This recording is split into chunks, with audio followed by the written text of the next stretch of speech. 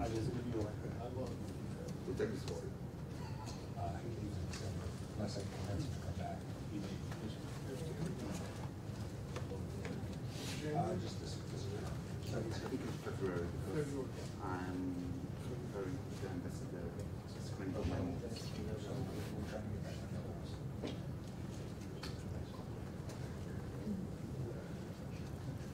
All these guys are people that have a problem with all the life. I'd like to take this opportunity to ask everyone to silence their cell phones. Mr. Speaker.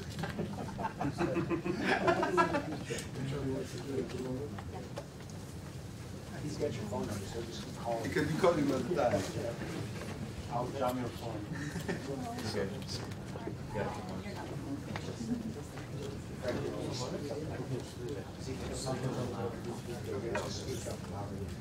Okay, louder. I can speak a little louder.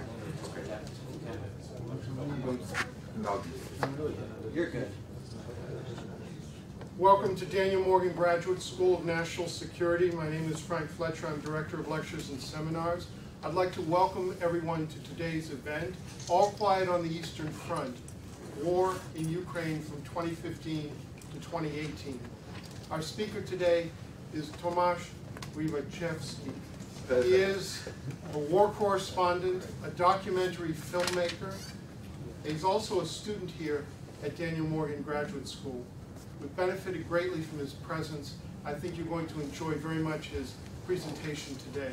Please join me in welcoming Tomasz.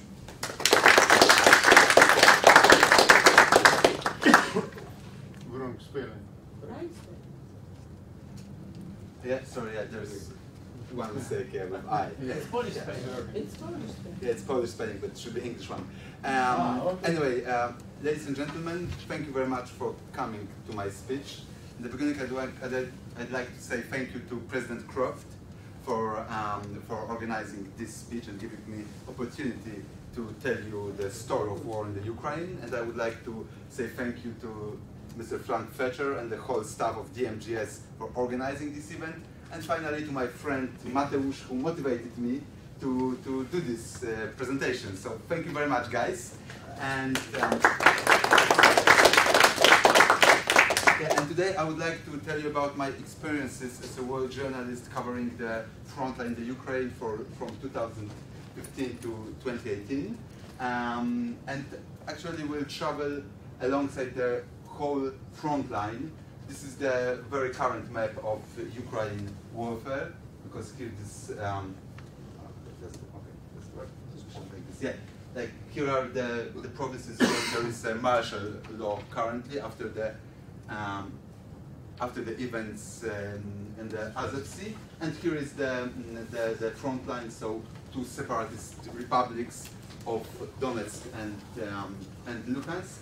But I think we should start this speech not from the east of the Ukraine, but from the west of the Ukraine.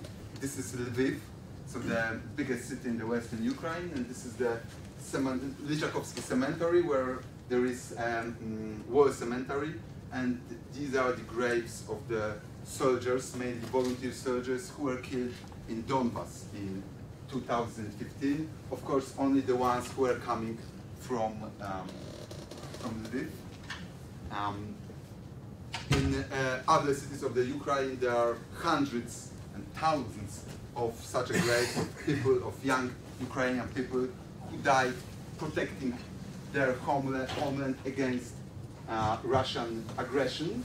I first came to the Ukrainian front line in January, February 2015. So just before the ceasefire called the Minsk II agreement was signed. This is the road into the Donetsk, and this is actually the beginning of the war zone, and the border is like directly invisible between the war zone and the normal regions. But in fact, you can feel it, because the last city before the war zone is at that time and currently as well. It's like a normal city. There are people living there. There are shops open, and there is normal life. But you can go 10 kilometers forward, and the region became to be desolated. It is empty. No people, no cars, no normal life. Just so-called block posts. So in English, it's going to be a checkpoint. So military posts protecting entrance to the war zone. And at that time, I was here, so just on the outskirts of Donetsk. This is the panorama of Donetsk suburbs. Here are mines, and somewhere here there was the tower of Donetsk airport, the famous airport where extremely heavy fights took place, and in the end of 2014 and the beginning of 2015, it has been demolished. I think like 2 weeks before I get there. So in this picture you cannot see it, but it was somewhere here.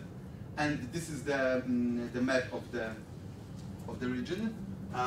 Here is the airport, as you can see. Here is already Donetsk, the first neighborhoods of Donetsk, and here is the small town of Piski. And I spent here a couple of weeks with soldiers, volunteer soldiers from volunteer battalion called OUN. It was one of dozens of Ukrainian volunteer battalions fighting in the Eastern Front. The situation since then has changed profoundly, because nowadays there are almost no volunteers battalion, but at that time, at the beginning of the war, most of the soldiers were volunteers. The Ukrainian army was totally disorganized, so Ukrainians, like regular, normal Ukrainian citizens, just grabbed guns and started protecting their homeland. And the first thing that I saw when I came there, it was the mess, the service delivered by Ukrainian priests. So I came into the, let's say, bunker, and I saw such pictures. He's quite a famous priest at the time. His name is Zielinski, and as you can see, he looks like a priest. He has this rosary and this liturgic stuff, but underneath there is a bulletproof vest. He also kept his bayonet and his gun with him, so he was at the same time priest and oh, here you can see, yeah, bullets, yeah, magazine. So he was at the same time priest and soldier. And when he finished the service, he started the blessing, and he said, "As my grandfathers blessed sabres and knights and swords for the Ukrainian fighters in the previous century, now I'm going to bless with the holy water your guns to be accurate when you shoot to your enemies, and to also bless your bulletproof vest to protect you from the enemies of Ukraine soldiers' guns." And finally, he personally blessed each of the soldier. And in fact, this mass took place not in the church, but just in the basement of one of the block of flats. This is the panorama of Piski, which was, the city was totally demolished. There was a constant shelling from mortars, from Grad. Grad, this is this Russian rocket launcher, which can shoot plenty of rockets in the very same moment. This is the missile from Grad, and I can say that shelling was like constant during the day, especially during the nights. The city was totally destroyed. This is the building just next to the building where was the headquarters of the battalion with which I stayed there. I couldn't take a picture of the house where I was because of the security reasons. There were any professional bunkers, like soldiers were just living in the basements. There were almost no civilians. Everyone or fled or was evacuated by Ukrainian soldiers. I was there with my friend. She's a journalist. She's a female. You can see that her nails are polished. No, it's not mine. It's no, but she's really great. I think this is amazing because as a first of all, she's a lady, and she's like now 28, and I think she's one of the most experienced Polish war journalists currently. So like women power, I can say. She's really, really courageous, and she's really doing a really great job to cover Ukrainian front line. Yeah, I can show you some pictures from the city itself. Separatists supported by Russians, as I mentioned, they were using different types of armaments, from machine guns, heavy machine guns, automatic grenade launchers, self-propelled cannons, mortars, Grad missiles. Also, supposedly, they were using even heavier armament like Buratino missile launcher. So very heavy gear and very heavy armament. Actually, it was impossible to walk alone around the city without soldiers, because you just never knew when shelling can start it. A few days after we left Piski, Ukrainian photojournalist from the newspaper Sivodnia was killed directly in the place where we were. He was hit with the mortar.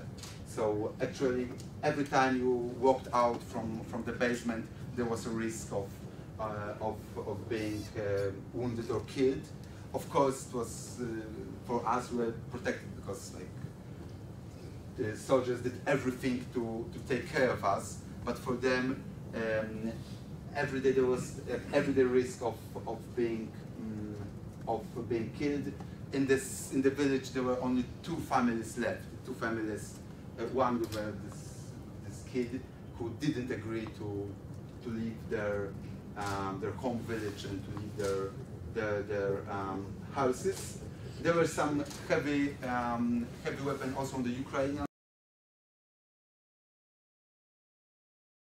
Two terms. One is called 200, another is 300. 200 means that someone is killed, and 300 means that someone was wounded. In Russian, it is Guls 200, Guls 300, and this is like widely accepted in the whole, I think, post-Soviet zone term for soldiers killed or being wounded. This soldier was wounded a couple hours after we left his position. Their position was hit by the self-propelled gun. He was really lucky that he made it alive. When we were sitting there, once doors opened and the guys rushed inside, it occurred that some splinters from automatic grenade launcher just fall below his bulletproof vest, and he was really lucky just to be wounded in his arm, not in the body part. So he was wounded, but he fortunately wasn't killed. Also, separatists were using composite grenades made of plastic, not of metal, and this ammunition was much more lethal, because it was difficult to find out on the X-ray where the splinters are. So they are like much more dangerous, and it was also widely used and is still used on the Eastern Front. What is to strike is that there were a lot of animals inside the bunkers, because people left homes, leaving their cats, dogs, and they were just wandering around the demolished city, and the soldiers were taking them into the bunkers to protect them. So in my bunker in this headquarters, there were a lot of cats. It was cute, but not for another friend. I was with 2 my friends. One was female, one was guy, and he was extremely allergic for cats. So for him it was like smashing, because he was like crying and had running nose all the time because of the allergy. And cats were everywhere in this bunker. There were also dogs. So like a lot of animals with soldiers. It was just after the Christmas. So on the walls there were pictures and posters made by Ukrainian children and sent to the soldiers on the front line. Oh, here's a toilet, and this is like on the one hand funny story, and on the other hand a creepy story. Because when we came there, one of our first questions were, okay guys, and where is the toilet? And they said, okay, it is like 100 meters from the bunker, you have to go there, this is this toilet, but be careful, and if you hear that the shelling starts, you have to run away as fast as you can. Because separatists know that usually someone is there in the toilet, so they are trying to hit it. So actually we decided not to go there for 1 week. It was really a record, but it can be funny, but it also shows how the war at the time looked like. It was really a bit like a guerrilla warfare. Also, the problem with our bunker was that the kitchen was not downstairs, but it was outside, and we just had to walk like 50 meters, so not very far away. And once upon a time in the evening, we were so first we decided to go and make some tea and eat some biscuits. There were really scarcity of food, so we didn't want to eat too much because it was like the supplies of the soldiers, not ours. And okay, it was really quiet outside, so we thought everything is fine. And we walked out from the bunker without helmets, without bulletproof vests. And when we were inside the kitchen doing tea, suddenly the shelling has started. So we rushed away from there, running to the bunker. It took us like maybe 5-7 seconds. But when we got inside, my friend told me that she saw splinter flying just next to her face and behind my head. And in the morning we realized that in the fence, like a concrete fence, there is a huge wall. Apparently they started shooting to us from automatic grenade launcher. So it was also like the story that you can just go out to make a tea and you just can be killed because you just a bad luck, bad coincidence. So I'm telling this story to show you how the day-to-day life of the soldiers looked like on the Eastern Front.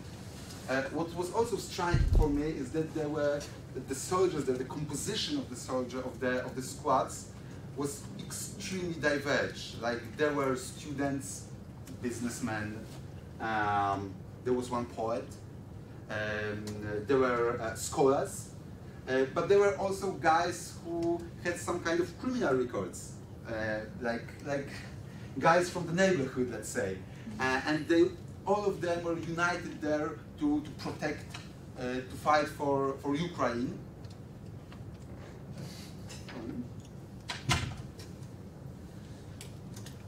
There were also soldiers of different nationalities. Of course, most of them were Ukrainians, but there were also Jews. There were people from Georgia, Ukrainians from different parts of the Ukraine, mostly from central and western Ukraine, but there were also people from eastern Ukraine. There were also people from Donetsk who fled from Donetsk because of the separatists, and they joined military to, as they say, they want to fight their homes back. And they were usually responsible for navigating the shelling because they knew the neighborhood and the city very well. So they also realized where enemy can be hiding. Oh, this man was like just writing here, Zlatoya Włosa, so with the golden hair. It was this magazine was dedicated apparently to his girlfriend. Some soldiers didn't allow me to show their faces, mainly because they were all from Donetsk, or this guy, for instance, was from Donetsk, and of course showing his face might have been extremely dangerous for his family, which left on the separatists' territories. But there were also, hello. There were also soldiers from Russia.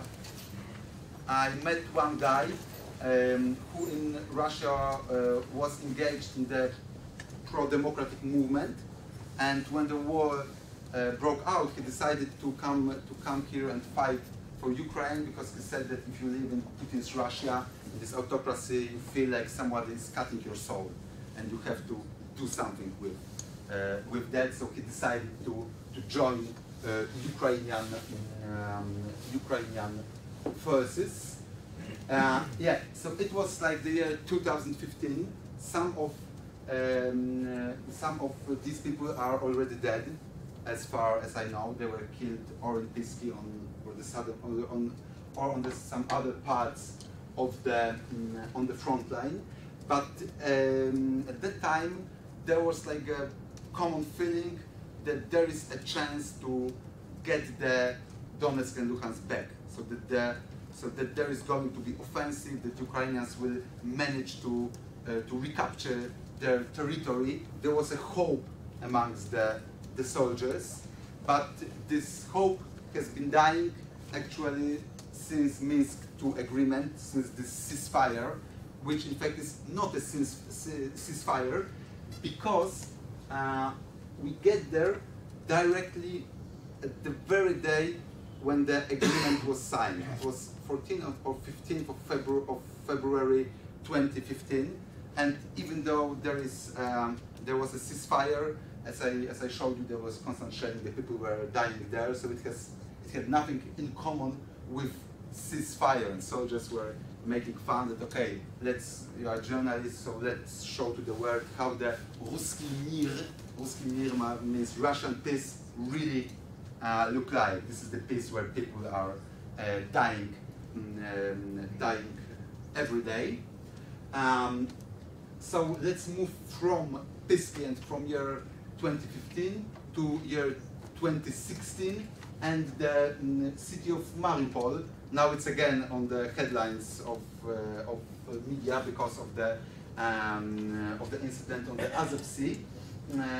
Mariupol is the biggest city in the eastern southern Ukraine. It's a very industrial city, and the front line stopped like 20-30 kilometers ahead of Mariupol, and it goes through the different smaller towns.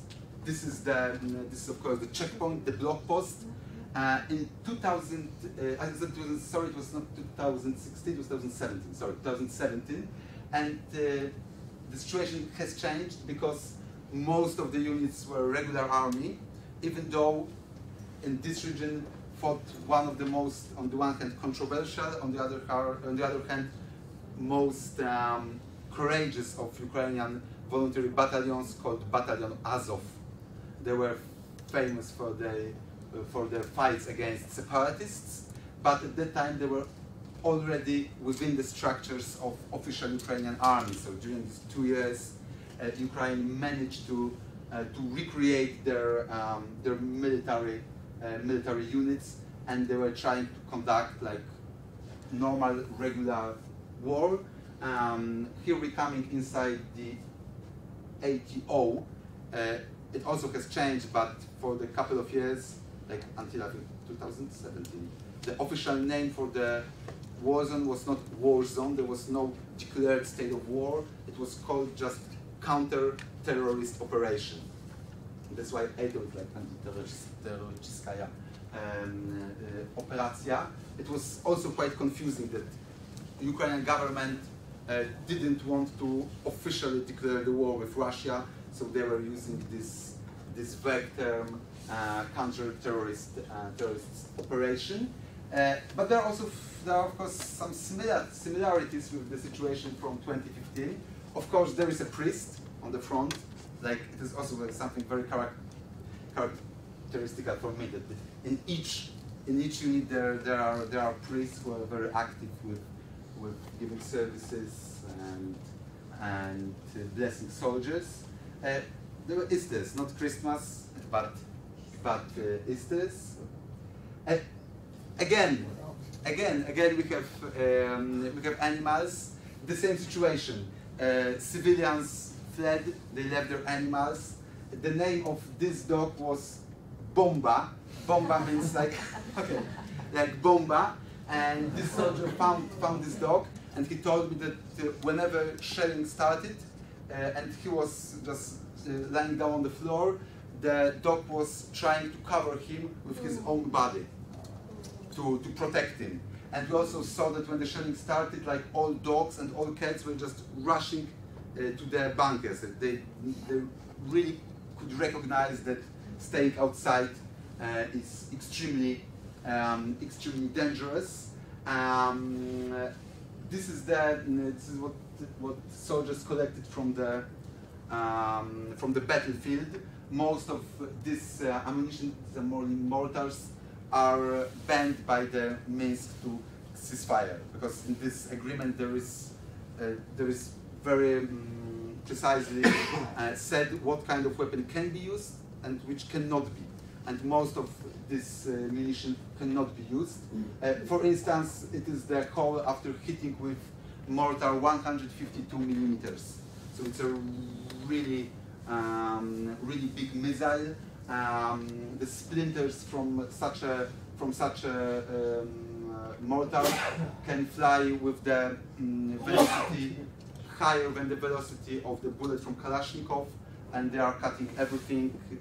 Any bulletproof vest can protect us from such a splinters. The trees were smashed by the splinters from such a mortars, and this call had been done like 2 days before we arrived there. And this is also like the very front line. Over there are separatists.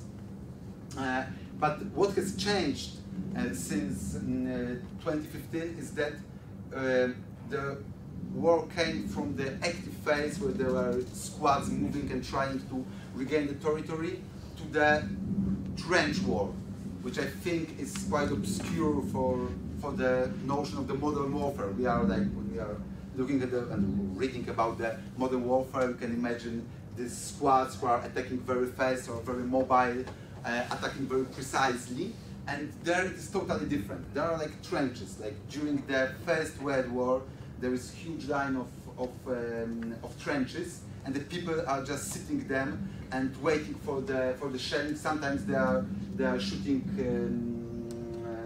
to the separatists. Like instance, this guy was sitting together in the basement, and he was peeling potatoes, like sitting and peeling potatoes, and suddenly he woke up, took RPG, so this hand grenade launcher, took the missile, wrote on them like greetings from Mr. Putin, took it, went outside and shoot. Came back and started peeling the potatoes again. And he did it like every half an hour. Yeah, and here are also soldiers in the trenches. And in 2017, they were like, they told me like, okay, we can frankly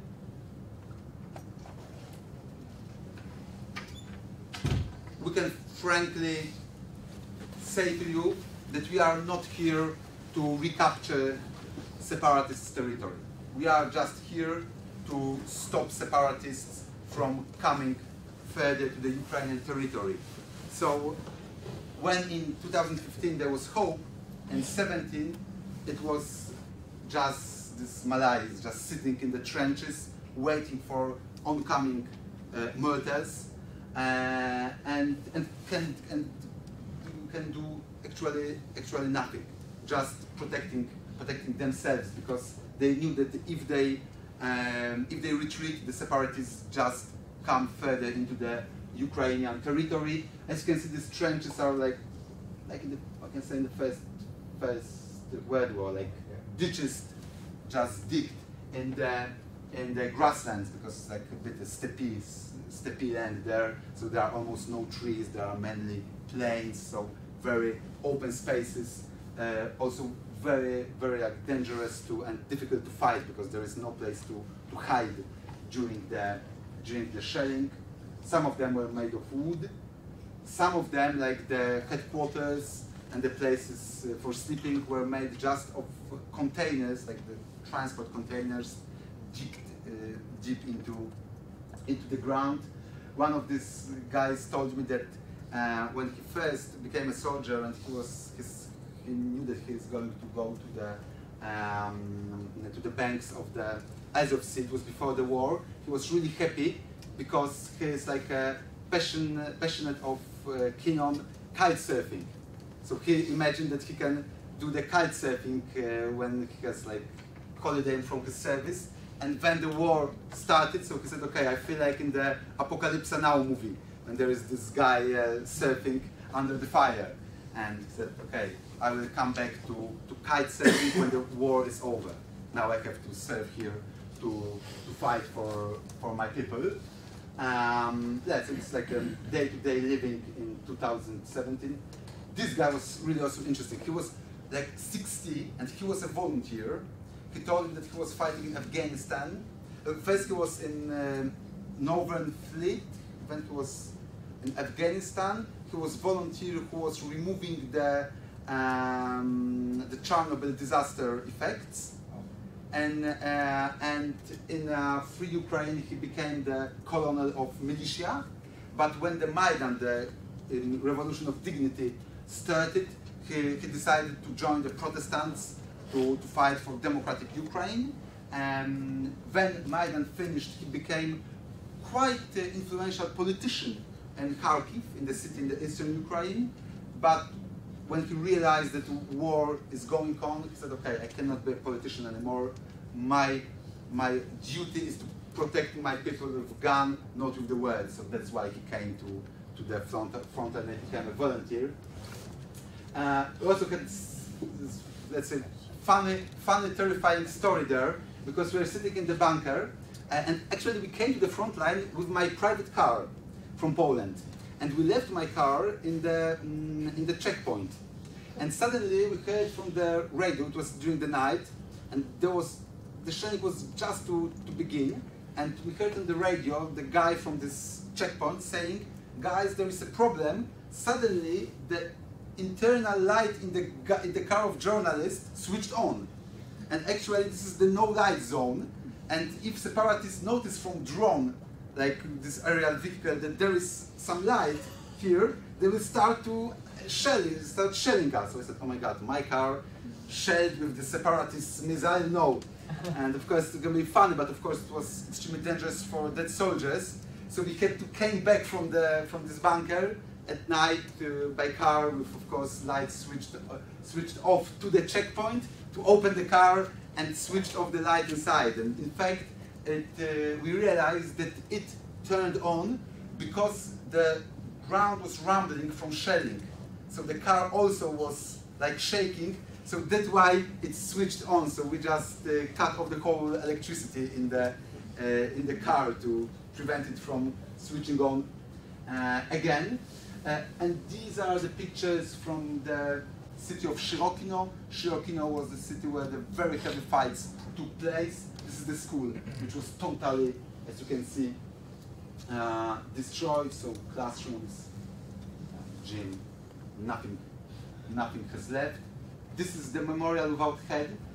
I was really eager to go there and see it from the front, but soldiers told me, don't do this, there might be landmines everywhere or unexploded bombs, so going to the grass, to the bush, it might be very, very dangerous. So of course I decided not to go. But there were also some civilians there. For instance, this man, and I think it was interesting to talk with him because he's like it's a good example of the people who are living there in the region of Donetsk. He told me that not to make a mistake, his mother was from the people of Moldvins. These are the indigenous native people living close to the Volga River in Russia. His stepfather was, his real father was Polish. His stepfather, if I'm not mistaken, he was Russian, I suppose so. He himself was born in Kazakhstan. So like his ethnic composite was like this from the Soviet Union, so from each corner of the former Soviet empire. And when I asked him, okay, but what is your feeling? Who you are? Are you a Russian, Ukrainian? Who you are? And he said, okay, I'm just from here. This very this very village is my homeland. And that's why he decided not to leave it. Because he said, okay, I don't have any other homeland. It's here. He was staying with his wife, who was around 70. There were no glasses in the windows, only planks protecting from splinters. And almost every night when shelling started, he was just hiding with his wife in the basement. The basement was, let's say, fully furnished. There were like bed, supplies of food, so everything which is necessary to survive there for a couple of days. He told me that he had 2 dogs, but unfortunately there was tank coming which took down the electricity line, and the animals were killed because of the electric shock. But still he had some animals there because it was his like agriculture. So how can he make a living? The name of this small goat was the white one, Belinka, but he had also 2 other. The name of the one was Obama, and the second one was Trump. So like very big politics there. Every week he was taking his small motorbike because his car was blown up, so he was taking his motorbike and going 30-40 kilometers to the city to buy side supplies, even though, as I said, there were constant fighting, so every of such trips were dangerous, but he said explicitly, okay, my identity is being man from here. I'm not Ukrainian, I am not Russian, I am just the inhabitant of this land. And to my mind, I can be mistaken, but this is the identity of a lot of people living in this part of Ukraine. And this is another question, which to my mind is very important. So exactly about the identity of these people, who do they feel, and why some of them decided to fight on the side of the separatists. In 2016 there was enacted a law of decommunization in Ukraine, so the names of the cities were changed, the monuments connected with the communist past were changed. Here before there was a Lenin monument. Now, as you can see, there is a Ukrainian flag, and a lot of people, when I'm talking to them, were very against this decommunization. They were saying, okay, what's the reason for changing the names from the past? Who cares? But one guy, actually a priest, told me that, like, from his point of view, it is important to erase this Soviet past, because as he made this very religious comparison to Bible, that Moses took the Jews from the Egyptian slavery, and they were for 40 years traveling across the deserts. And when the Jews were in the desert, they found out, some of them, that okay, it was better to be the slaves of the Egypt, because at least they had anything to eat. And now they are free, but what's the freedom if they are without food? And it has the next generation of Jews to come to understand the value of being a free man. And it's the same. We have to erase the past, and we have to learn the new generation about the value of being a free people. And that's why it's so important to remove the signs of the Soviet past, to remove this Homo Sovieticus, the Soviet man, from the minds of the people. And in fact, I met this man. It was the city close to the front line, but it was like a normal. There were no any fights there. And he told me that okay, there are soldiers fighting with guns, but he's fighting with education. He opened the cultural center for young people, where he was teaching them about Ukrainian culture, Ukrainian tradition, and he mentioned that okay, the parents, and in fact the whole town is against him. The parents were coming to him saying that he is doing some kind of Bandera right-wing propaganda to his children. It's wrong, but apparently kids really wanted to take part in the activities of this cultural center. And he also said the same as this priest. We have to learn young generation about how to be a free man, about our homeland, and to protect them from the hatred which stems from the war. So the education is like almost as important as fighting on the front line. So on the one hand, I had the impression that I met there from the local people a lot who were just the people from here without any identity, and a bit like a Soviet people. On the other hand, I noticed the young generation which is trying to be free, and that this war and the Russian aggressions learn them that the freedom can be priceless. And the last part of my speech is going to take place here. This is north to here's Donetsk. It's north to it's north to Donetsk. Oh no, sorry. Pardon me. Sorry, here, because here is Donetsk. Here is the place where we were. It's just on the border of Donetsk and Luhansk People's Republic, so-called. This is the road over there. Some soldiers on the block posts. So, like, nothing has changed. It is autumn 2017. The previous stories were from the spring of 2017. And we came there with this guy. And actually this guy, Timur, is also one of the characters of my documentary movie, The Shadows of the Empire. He's a refugee from Crimea. He fled there after the annexation. His wife is a native Crimean Tatar, and he fled from Crimea and joined volunteer battalion. So he was fighting in Donbass in 2015. He got wounded, and he was staying home for 2 years. His wife and his whole family didn't want him to come back to the front line. And when he met him, he was like, in his mind, he was constantly fighting. What should I do? Should I stay with my family? Because they were refugees. They even didn't have their own flat. So they were just lacking the most basic things.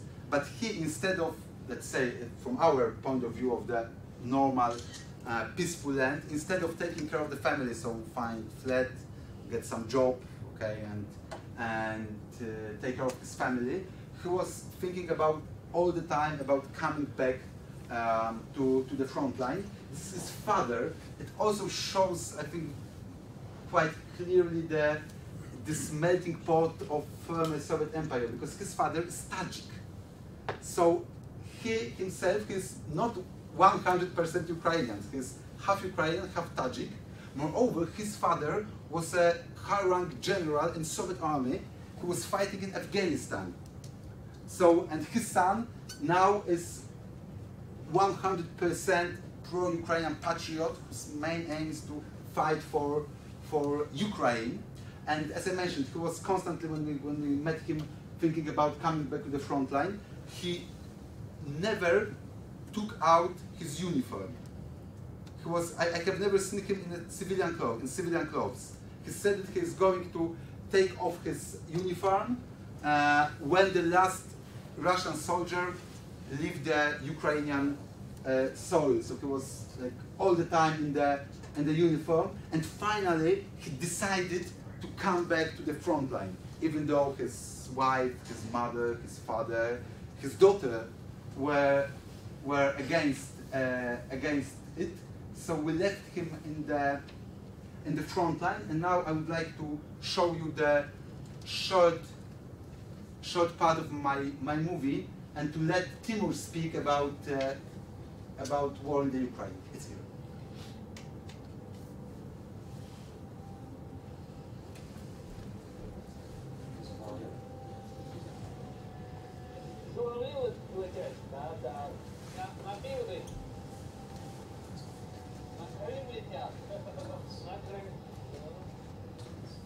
А вот ежели сейчас почнется, Москва нападает еще раз, уже конкретно, уже с самолетами, с ракетами и со всеми делами.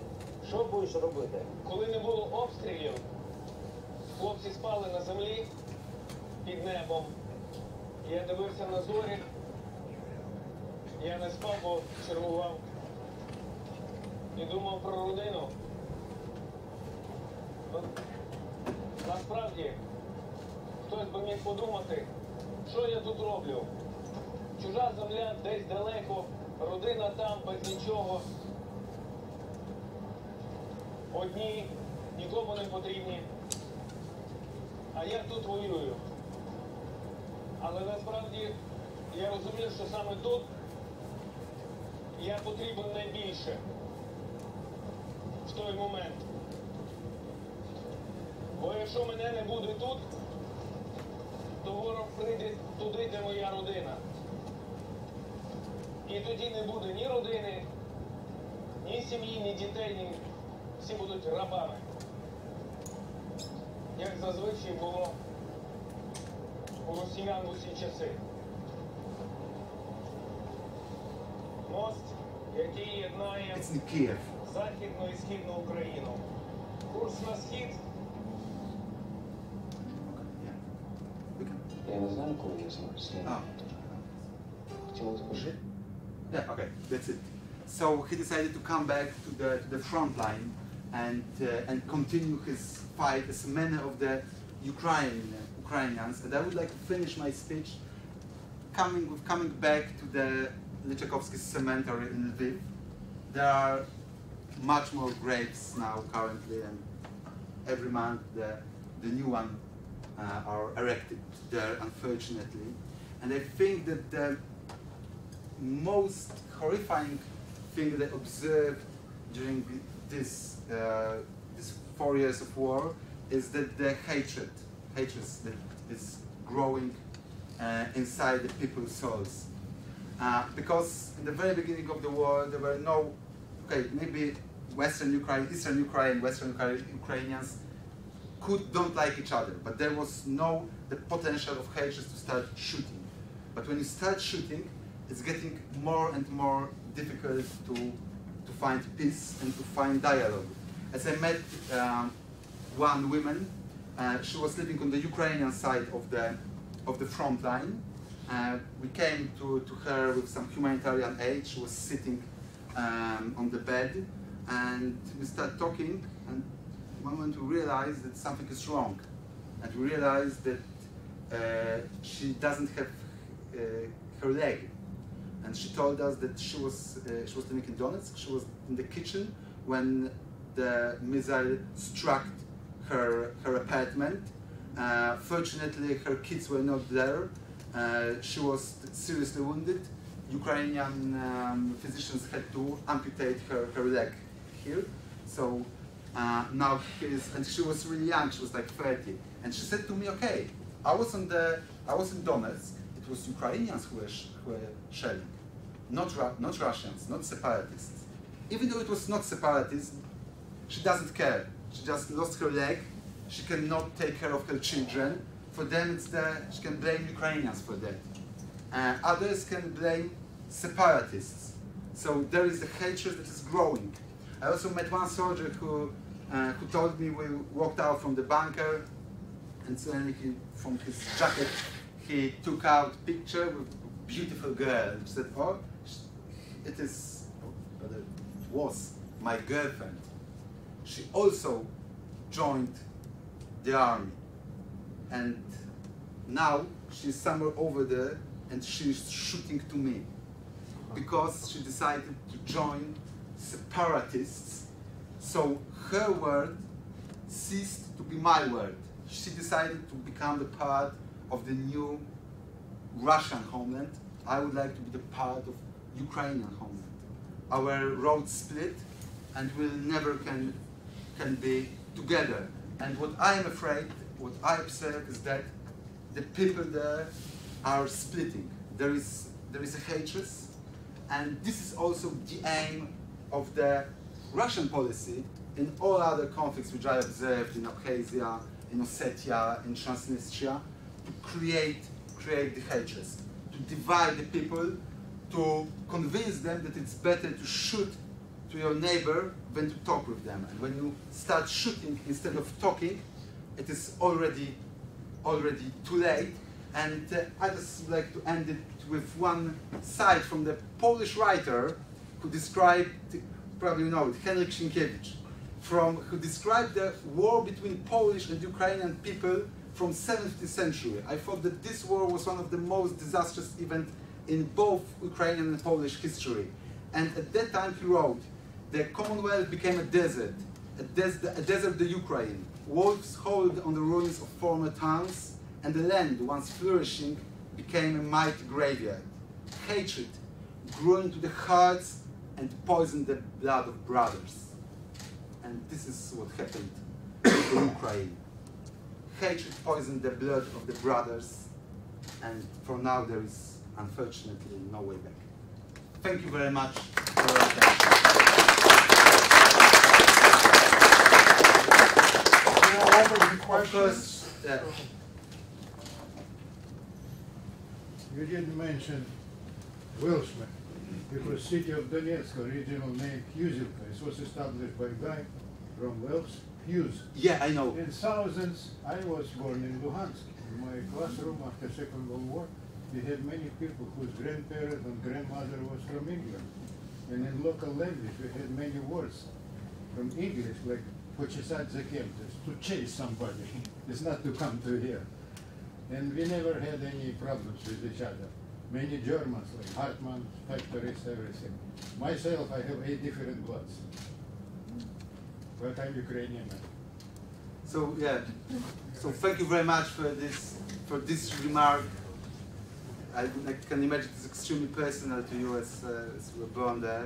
Yeah. But this is what I observed, that there were no reason for these people to start killing each other. But this vicious circle of hatred is extremely hard to stop. Yeah, I have a question you may or may not know the answer. How were they able to communicate? In the American Army, they often have trouble with communications. Different radio systems? Did they have cell phones? Couriers? How? Must have been very difficult. Yeah, cell phones were forbidden because in the beginning the soldiers, volunteer soldiers, were using it, but they very quickly realized that it is quite easy for Russian to find out the signals from the mobile phones, and even they started shelling the places where there were a lot of signals, so what means that there were a lot of soldiers. So after this first stage of the conflict, in general, mobile phones were confiscated from soldiers. It was forbidden to use mobile phones, and also in some parts of the front line there were no mobile phone network because it was destroyed. So they usually communicated with radio using cipher, so to not to be understood by separatists. And very often, as you mentioned, they used just couriers. Yes, they were like getting information like with the people who are moving alongside the front line. Thomas, you said that the hatred between West and East Ukrainians is the most difficult at this point to join in some way forces together.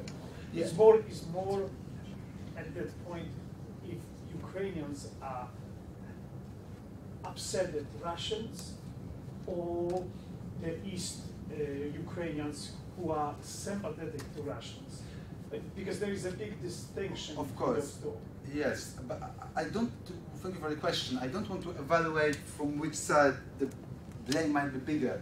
I can just imagine, from what I also saw in another unrecognized separatist states like Abkhazia or Transnistria or also Nagorno-Karabakh, that, I mean, Nagorno-Karabakh is a quite different case, but especially from Georgia, that there was, in the very beginning of the fights, like, the people might dislike each other, but still it was not the level of starting to kill each other.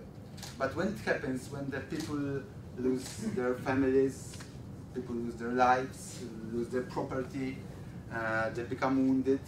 It is very difficult to forgive and to reconcile with the other part. So if we can now imagine that we use the magic wand and the front line just vanish in one day, I think it's not going to be like the paradise, that people from the both sides just start to hug each other. It's going to be long-lasting, maybe dozens of years to reconcile them. And this is what I really think the most horrifying thing that Russia did in the Ukraine. That this hatred, the resentments might last for years after the conflict is over. That these wounds in the soul will last for years. We know how now Polish people, we have disputes with Ukrainians around the case of Volyn massacre in 40s. It is almost 80 years, and we still there are wounds somewhere inside, which are in fact inherited by the generations which are coming. So this is, I can say, the biggest crime of Russia there, to spoil the people and to inject the hatred in their souls, which can be more harsh than the one in the body itself. One more. At this point, do you see any positive in the finding Ukrainians that they are nation? Because that was a problem for centuries. And that fight recognizes in themselves that we are a nation and we need to stand together. So I will see that as a only small positive side. Yeah, I can't agree more. I mean, yes, I think that the Russian aggression united Ukrainians over the national identity, which can be also built in this way, positive way of protecting each other from foreign aggression. But of course, the question is open if Ukrainian state managed to become a full flourishing democratic state without corruption, without all these internal problems, because it is also now dividing Ukrainians. But also, I think Ukrainians showed themselves that they managed to overthrow the autocratic leader, and they managed to protect the land, because in fact they managed. I think that if not the fight of those people, Russian separatists can capture the whole eastern Ukraine. I'm pretty sure about it. It's also a different story about Odessa, but that they can, so for their self-esteem, for the feeling of their dignity, it is important that they prove to themselves that they can be, that they are not a victim. And it is also another thing that's very important, I think, for the nations. When the nations feel that they are victim, they become much more nationalistic, closed one. And I think this is, like, because we can say the positive outcome of the atrocities that has happened. Well, I think we've reached the noon hour, and so we're going to have to stop here. I want to thank everyone for coming, but you will be around, right? Yep, I'm staying And here, so I'm... you'll be able to continue the conversation. Absolutely. So we look forward to seeing you at future events and welcoming Tomas.